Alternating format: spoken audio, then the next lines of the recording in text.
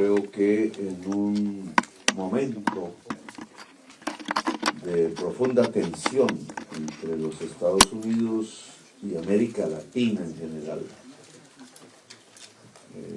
que empieza alrededor del tema del Caribe.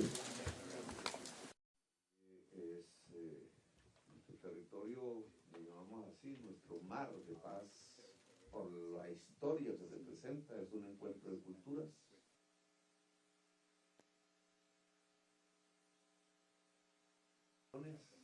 Y revoluciones,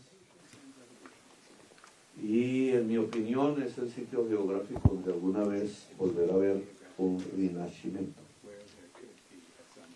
precisamente por la fuerza cultural que representa unas unidades de la humanidad diversa que han llegado allí, porque con nuestro país, con Venezuela, con la misma Ecuador, que aunque no tiene Caribe está cerca, con Panamá, Centroamérica, etcétera, las islas antillanas, grandes y pequeñas, somos el corazón del mundo.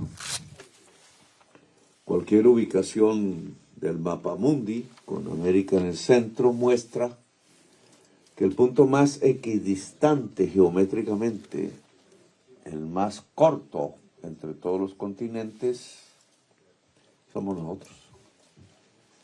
Y en esa medida no somos una especie de lejanía aparte, sobre la cual no sucede mayor cosa, sino somos como el ojo de un huracán, de los muchos que se producen en el Caribe. Y ahora lo estamos viendo en la práctica. Un mundo que después de pasar por el genocidio en Gaza, que aún no ha terminado, ni ha sido juzgado, su ojo del huracán se desplaza al Caribe, casi de la misma manera, golpea Caracas y amenazaba a Colombia, el centro del mundo. Y eso hace temblar todo el mundo, porque es el centro del mundo. No solo geográfico, sino vital. Porque si algo caracteriza a nuestra antigua Gran Colombia, es que somos potencia mundial de biodiversidad natural e humana.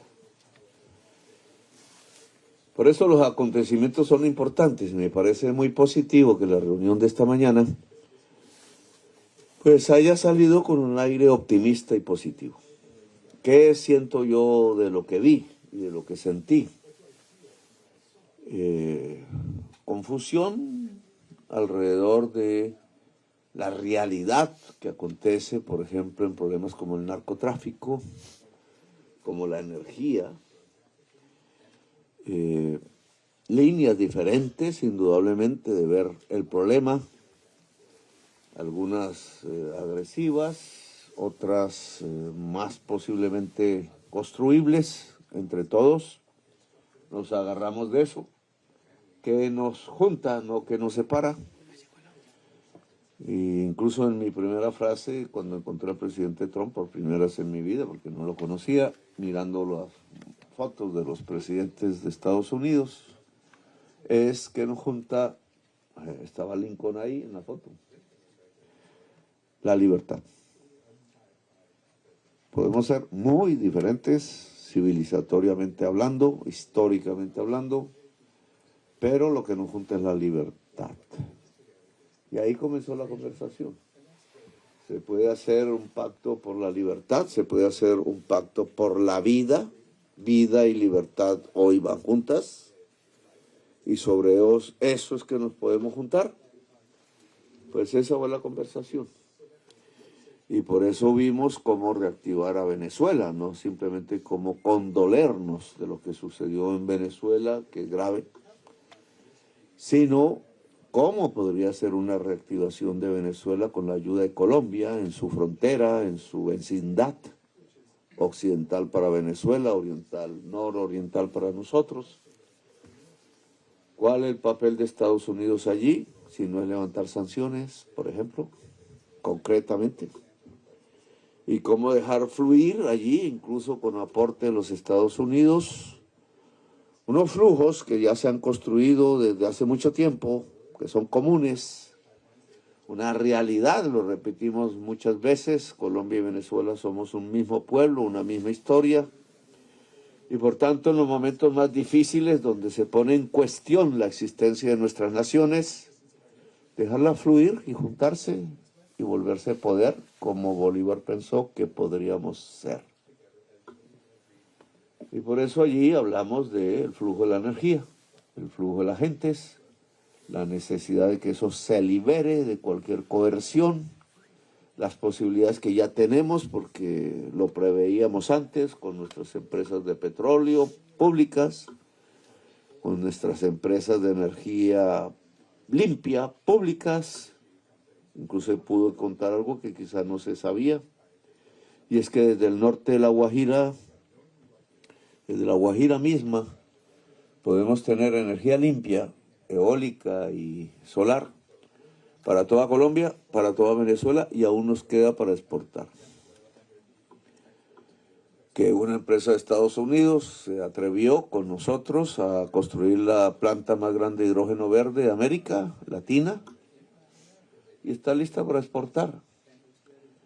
Que puede ser seducible Estados Unidos si sabe matemáticamente que el potencial de energías limpias de toda América del Sur, no solo nuestras, pueden un 100% y durante mucho tiempo limpiar la matriz energética de los Estados Unidos.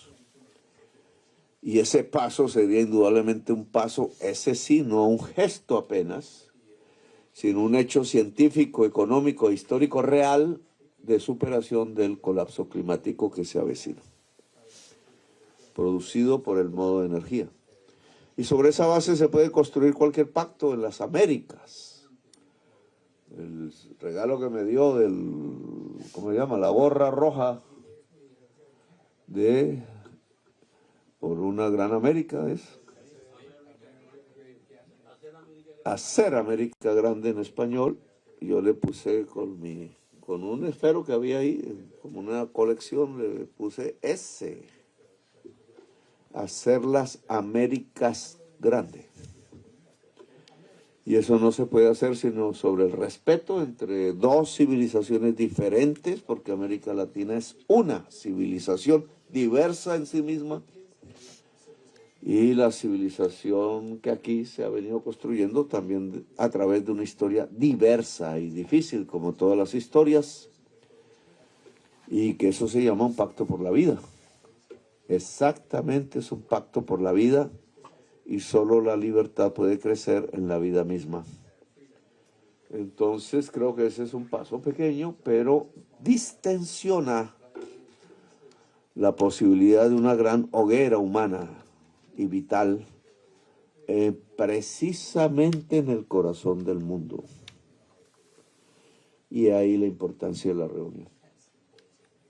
Ahí dejaré. Gracias, presidente. Hemos hecho una selección de medios que van a preguntar, entre medios de Colombia y medios internacionales. Les pedimos que las preguntas las podamos hacer rápidamente para que el listado tanto de medios colombianos como de medios internacionales pueda llegar a su término.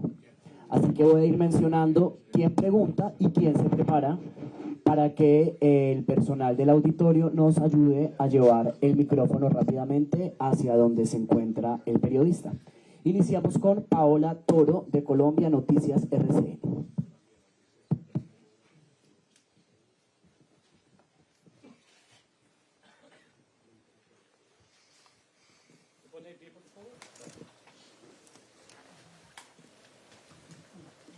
Presidente, ¿qué tal? Muy buenas tardes.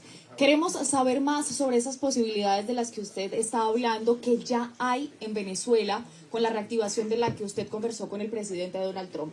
Usted mencionó en declaraciones a la prensa de la participación que podría tener Ecopetrol, que podría tener monómeros, y también ya sabemos el contexto de petroleras estadounidenses que han pedido a la administración Trump que haya seguridad en el terreno venezolano para que ellos puedan operar.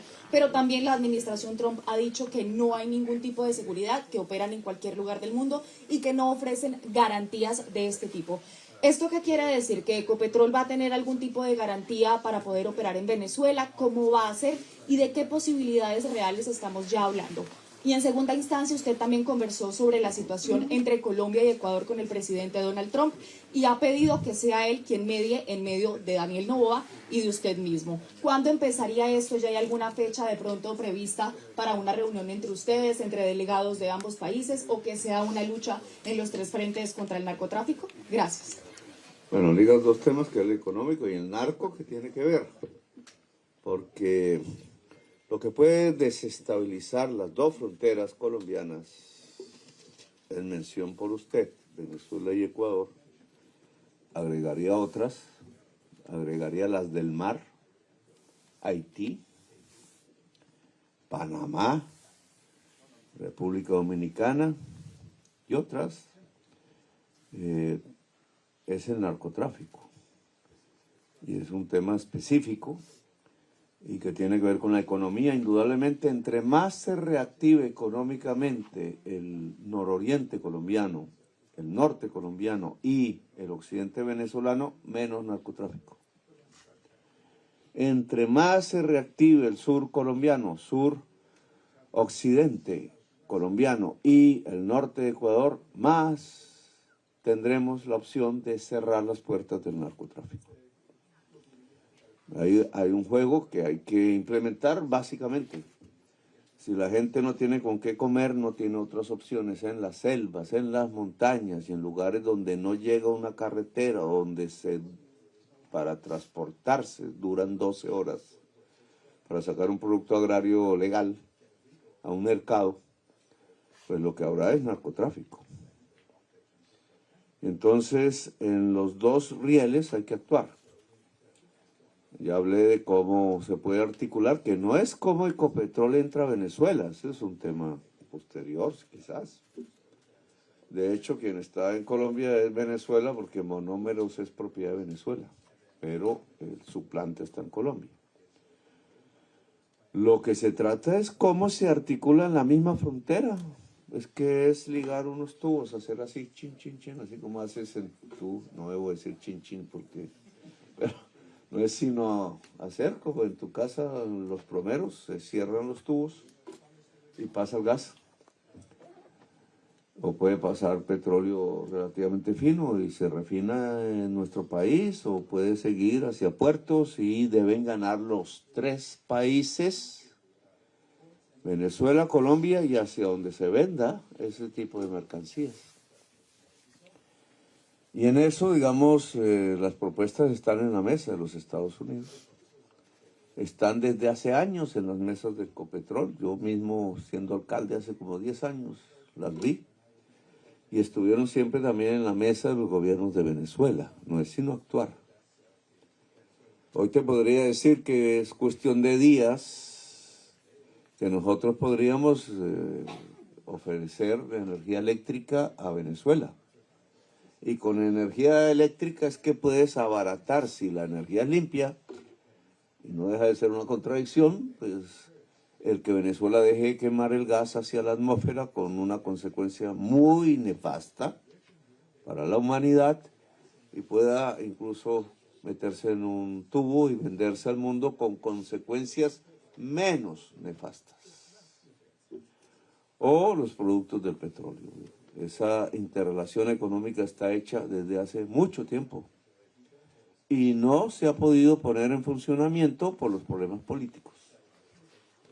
O sea, tanto Venezuela como Colombia, como los mismos Estados Unidos, han perdido, realmente habría que hacer ya el cálculo económico durante todos estos años, por bloquearnos.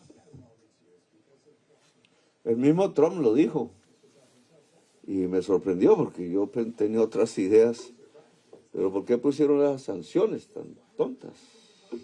Pero yo también digo lo mismo. ¿Y eso para qué? Matarnos de hambre sin soluciones para el conjunto. Es lo más antieconómico e irracional que he visto. Por eso lo primero que hice cuando llegué a la presidencia fue abrir la frontera.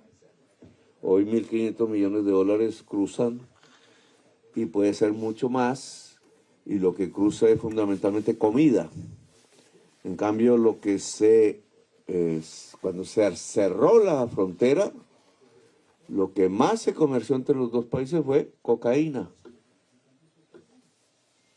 Es irracional lo que se hizo.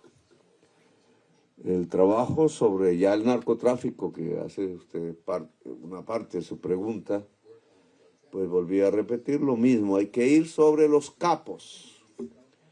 En Estados Unidos hay una creencia, incluso penetra cuerpos de inteligencia y la política, igual en Colombia, que los capos son los que andan de uniforme y fusil en Colombia, con los diferentes alias que tú como periodista colombiana conoces. Esa es la segunda línea. La tercera. La primera línea del narcotráfico no es la que te imaginas. La primera línea del narcotráfico vive en Dubái, en Madrid, en Miami. Lo conocen las agencias de los Estados Unidos. Le pasé sus nombres al presidente Trump, sus lazos más allá de sí mismos. Son los capos de capos. Sus capitales están fuera de Colombia. Y hay que perseguirlos conjuntamente a través de una articulación de inteligencias de muchos sectores del mundo, y está propuesto y se está haciendo. Por eso hace el domingo, ¿qué pasó? No hace sino 2 días. Nosotros, con inteligencia naval colombiana, con inteligencia de la DEA, articulándolas, capturamos un submarino cerca de las Azores con 10 toneladas de cocaína adentro. No murió nadie. Su dueño, conozco su nombre en este momento y estoy esperando que lo capturen. Y no está en territorio colombiano. Y así, con un barco de 2 toneladas, también el día sábado. Es decir, que apenas en 2 días, 3... casi que hemos capturado, incautado 15 toneladas de cocaína, sin muerto. Pero en la frontera con Ecuador hay decenas de muertos, calcinados. Son 2 métodos diferentes, 2 maneras muy diferentes de entender una lucha contra el narcotráfico. Una brutal interesada, que más bien lo que termina es promoviendo poderes mafiosos y narcotraficantes, y otra inteligente, que va y es eficaz. Y se lo dije al presidente Trump, si usted quiere un aliado en la lucha contra el narcotráfico, es contra los capos de los capos. Le mostré los videos de cómo los campesinos hoy por miles, y aquí está la responsable del programa, Gloria, que te puedes presentar, levántate un poco. Está logrando que miles de campesinos arranquen ellos mismos de raíz la hoja de coca, la mata de la hoja de coca. Y esa es la manera más eficaz de erradicar. Lo demás es mentiras, porque cae un veneno encima de las hojas, no acaba la vegetación, la mata, la especie, y vuelve y nace más productiva. Y temas así que las trae es la experiencia misma, que en Colombia es altísima, y que se junta con el mundo y se quiere ofrecer al mundo, y cuando se junta con inteligencias también con experiencia, somos eficaces. Por eso mi gobierno es el que más miles de toneladas de cocaína ha incautado en toda la historia de la humanidad. El que más ha extraditado personas colombianas por estar metidos en ese tipo de negocio, pero el que puede decir que menos mata como gobierno, el que puede decir que puede enseñar y puede aprender rápidamente, el que puede decir que tiene su mano ofrecida a Venezuela misma, a Ecuador, a México, a Inglaterra, a Emiratos Árabes Unidos, a Albania y al gobierno de los Estados Unidos, entre otros, para lograr derrotar una gran multinacional transnacional del crimen, cuyos grandes capitales no están en Bogotá, y cuyos capos, algunos colombianos, la mayoría no colombianos, podrían llenar de fentanilo el mundo, con el peligro que eso representa realmente para la especie humana, y podrían ser eficaces en detener los jefes de la gran transnacional del crimen que hoy tenemos, multinacional, como decimos los colombianos. Gracias, señor presidente. Pregunta David Colbert de CNN y se prepara Carlos Ruiz de RTBC Noticias Colombia.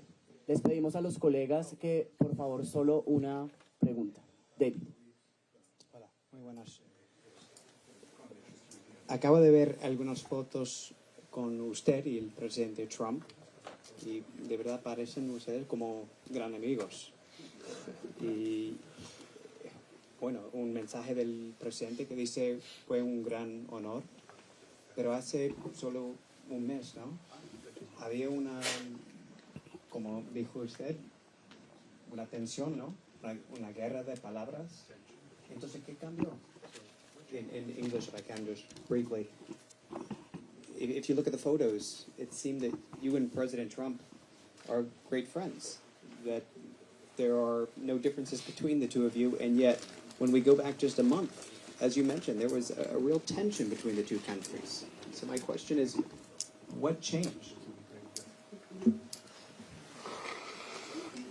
Creo que con algo de optimismo,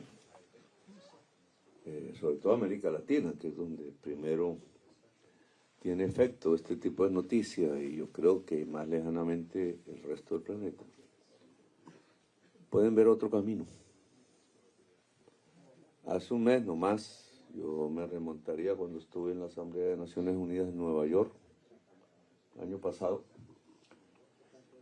Lo que había era prácticamente ya la cercanía de una guerra total. Yo mismo me atreví a proponer en Naciones Unidas, bajo la inmunidad del Tratado de las Naciones Unidas, que parecía que no quedaba otra alternativa que construir un ejército de salvación y entrar a Palestina a defender Gaza. Eso obviamente fue recibido por quienes están desde otro punto de vista mirando el problema como una agresión, y no lo es. Si usted observa bien qué pasó en esos días siguientes, no por mí, no por lo que dije, sino por la realidad de la tensión mundial ante un genocidio, es que salieron multitudes en Europa y en Estados Unidos y en muchas ciudades del mundo, incluida Bogotá, Medellín, donde golpearon a nuestros manifestantes. Pero en el mundo salieron multitudes. Las palabras dichas en la Asamblea de Naciones Unidas por muchísimos dirigentes que fueron mostrando, incluidos europeos de la OTAN, que la salida del genocidio estaba aislada en la humanidad, se acompañó por multitudes en Europa, en América del Norte, en América del Sur, en Asia, etcétera. Palabras y multitudes. Y lo que había era dólares y misiles. En cuestión de días cambió. Y el mismo Trump le dijo a Netanyahu no más. Claro que tenemos que discutir mucho de lo que ahora acontece en Gaza. La solución no está ahí, pero ya no la lluvia de bombas que había antes. Y los centenares y centenares de niños que a diario morían asesinados. Sigue el debate y no voy a ahondar en esto porque no fue el tema de la conversación, pero muestra cómo en días puede cambiar el mundo. Decía un periodista neoyorquino muy famoso a principios del siglo XX. Entonces, lo que estás viendo ahora obviamente no tiene la misma importancia, la vi mucho en los días que siguieron la Asamblea de Naciones Unidas. Hoy hay un debate mundial para todas las civilizaciones del mundo. ¿Cuál es el papel de Europa? ¿Cuál es el papel del mundo árabe? En este momento, ¿cuál el papel de Naciones Unidas cuando nos acercamos a una nueva elección de secretario general o secretaria?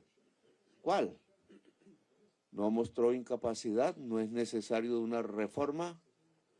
¿Vamos camino a la barbarie sin Naciones Unidas o vamos camino a algo superior a Naciones Unidas que congregue más la hermandad humana, el diálogo de civilizaciones? Son temas que aquí no, ni era la reunión para discutirlas, pero abres esos caminos. El presidente de Estados Unidos recibió en su casa a un presidente latinoamericano, no soy el primero, no seré el último, y hablamos de problemas concretos y de caminos conjuntos para solucionarlos. Él no cambió de manera de pensar en muchos temas, yo tampoco, pero es que ¿cómo se hace un pacto? Un pacto no es entre hermanos gemelos, un pacto es entre contradictores que pueden encontrar los caminos de una hermandad humana. ¿Y se puede hacer en días? Sí, yo vi hacer la paz en Colombia, yo mismo fui protagonista en 3 horas y me volvió presidente de Colombia.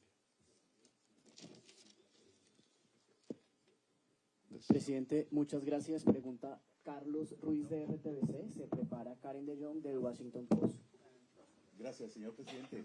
Pues yo entiendo perfectamente que usted no vino a hacer una gestión personal, pero el hecho de que usted salga optimista, positivo de esta reunión con el presidente Trump, ¿cree que el presidente Trump cambió de opinión frente a lo que pensaba de usted hasta el punto de que, por ejemplo, lo va a sacar de la lista Clinton, de la lista OFAC? Yo no pregunté eso. Usted sabe, conoce mi vida y sabe que buena parte de mi juventud no ha necesitado ni de bancos ni de chequeras. Eso no me preocupa mucho. Sí le dije que es entre libres. Y uno no puede actuar bajo chantajes.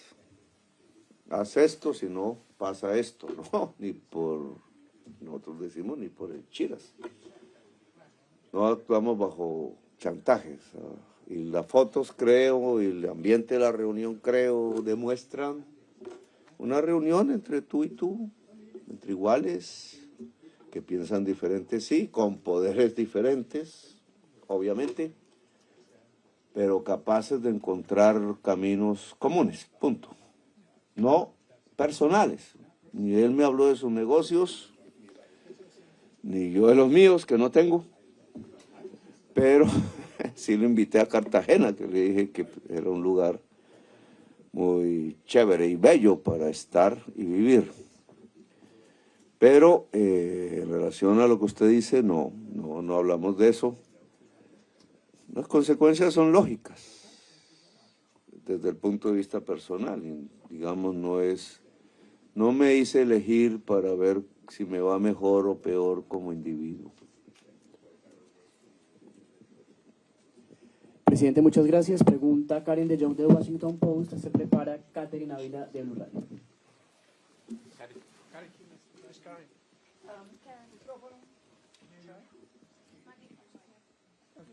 Thank you. Last year, when things were not going very well between you and President Trump, the United States said, President Trump said that he was canceling all United States aid to Colombia. And you later responded that you were canceling intelligence cooperation with Colombia. Are those things off the table now? Thank you. Yo nunca cancelé, dije, anuncié sí, pero nunca cancelé las cooperaciones entre inteligencias porque las amplié. Dado la característica multinacional de los flujos hoy de sustancias psicoactivas que he pedido a Marcela, que está aquí, también puede presentarse aquí. Marcela Tovar es científica de las más reconocidas en el mundo en relación a estos temas de lo que se llaman sustancias psicoactivas, que es ahora nuestra embajadora en Viena y allá tiene que librar en la Comisión de Drogas de Naciones Unidas una batalla. Porque lo que tiene que decir qué es sustancia psicoactiva, qué es negativo para el ser humano o más o menos negativo, que es un veneno mortal, es la ciencia. Nada más, no es el prejuicio, es la ciencia.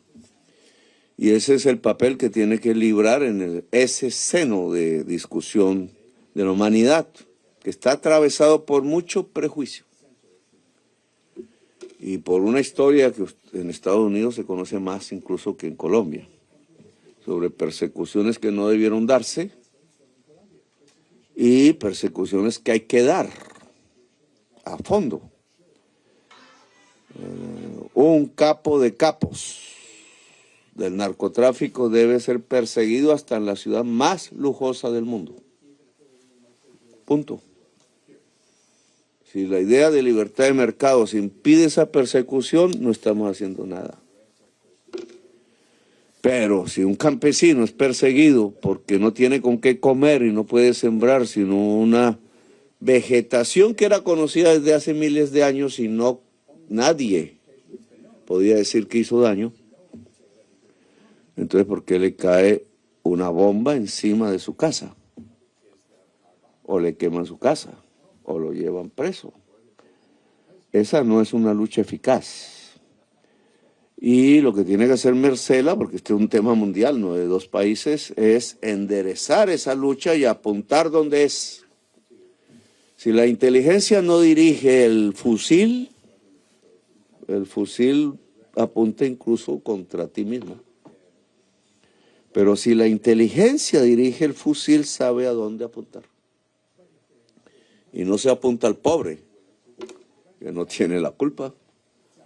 Se apunta al poderoso, que hoy puede dominar el tráfico de mujeres, de niños, de órganos, de armas, de sustancias supremamente venenosas como los insumos del fentanilo, el internet que llaman oscuro, al cual solo se puede entrar si eres mega millonaria, y lo que ves es la barbarie contra la especie humana por placer.